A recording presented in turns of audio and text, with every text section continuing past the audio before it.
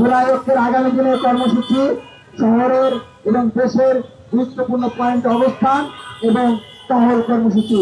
আগামীকাল সারা দেশে বিভিন্ন গুরুত্বপূর্ণ স্থানে গণ অবস্থান কর্মসূচি ঘোষণা করছে। এরা সশস্ত্র জঙ্গি সংগঠন।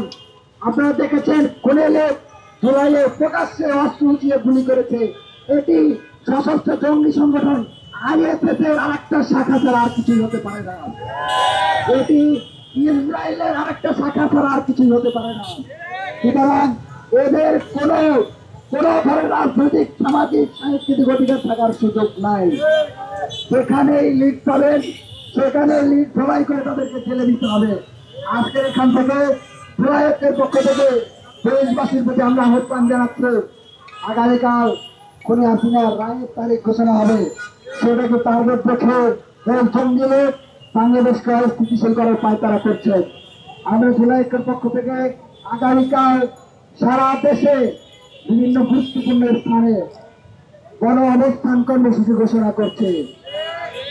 প্রিয় দেশবাসী, আপনারা গ্রুপ ভিত্তিক ভাগ হয়ে টিম করে শহরের পাড়া মহল্লায় পাহারা বসাবেন লাঠি সোটা দিয়ে, এবং এদেরকে যেখানে পাবেন সেখানে ধোলাই দিয়ে পুলিশের হাতে তুলে দিবেন। জুলাই ঐক্যের আগামী দিনের কর্মসূচি শহরের এবং দেশের গুরুত্বপূর্ণ পয়েন্ট অবস্থান এবং টহল কর্মসূচি। এই কর্মসূচিতে দেশবাসীকে স্বতঃস্ফূর্তভাবে সফল করার জন্য বিরক্ত আহ্বান জানিয়ে আমাদের জুলাই ঐক্যের লাঠি মিছিল এখানে সঙ্গে থাকা ইন্টারিম যাদের দায়িত্ব ছিল এই খুনি জঙ্গি সংস্থার বিচার করা, কিন্তু তা সেরা না করে তাদের কেউ কেউ পুনর্বাসনের দায়িত্ব নিয়ে নিয়েছে। আমরা 5 আগস্টের পরে তাদেরকে দায়িত্ব দিয়েছিলাম যে তারা কাল বিলম্ব না করে জুলাই সনদ ঘোষণা করবে, জুলাই ঘোষণাপত্র দিবে এবং লিগে বিচার করবে।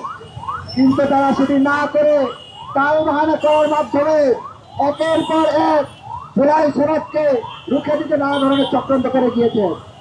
সর্বশেষ আমাদের আন্দোলনের পরে এক পর্যায়ে যখন তারা জুলাই সনদ দিতে বাধ্য হলে তখন আমরা দেখতে পাচ্ছি রাজনৈতিক দল এবং কিছু কিছু ব্যক্তি যারা জুলাই সনদ যাতে বাস্তবায়িত না হইতে পারে সেভাবে তারা বিভিন্ন ধরনের কূট চক্রান্ত চালিয়ে যাচ্ছে।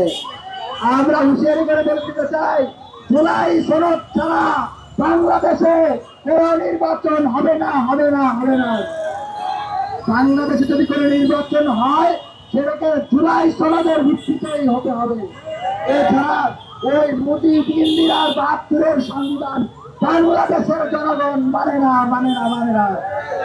আমরা আজকের এই জুলাইয়ের পক্ষ থেকে ইন্টারিমকে হুঁশিয়ারি করে বলে দিচ্ছে, কাল বিলম্ব না করে জুলাই সনদ বাস্তবায়ন করুন এবং জুলাই সনদের ভিত্তিতে জাতীয় নির্বাচন অনুষ্ঠান করে ঘোষণা করুন।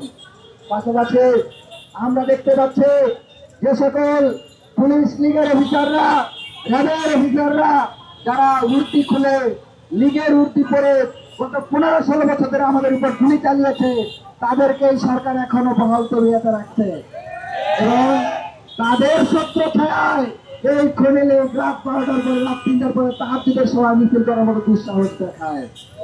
আমরা এখান থেকে হুঁশিয়ারি করে বলে দিচ্ছি, কাল বিলম্ব না করে এই স্বৈরাচারের দোষর police officer, League officer, RAB officer সহ যারা আছে তাদের প্রত্যেককে অপসারণ করে বিচারের মুখোমুখি করতে হবে।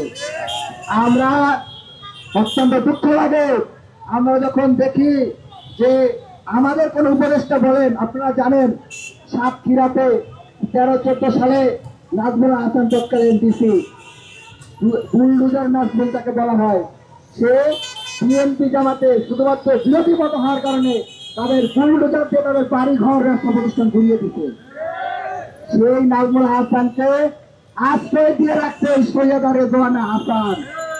সে নাকি এমন বলে আমরা শুনতে পাই যে নাজমুল হাসানের অপসারণ করলে নাকি তিনি উপদেষ্টা পদ ছেড়ে দিবেন। আরে তোমরা তুই উপদেষ্টা ছেড়ে দিলে আমাদের বাংলাদেশে কি ক্ষতি হবে?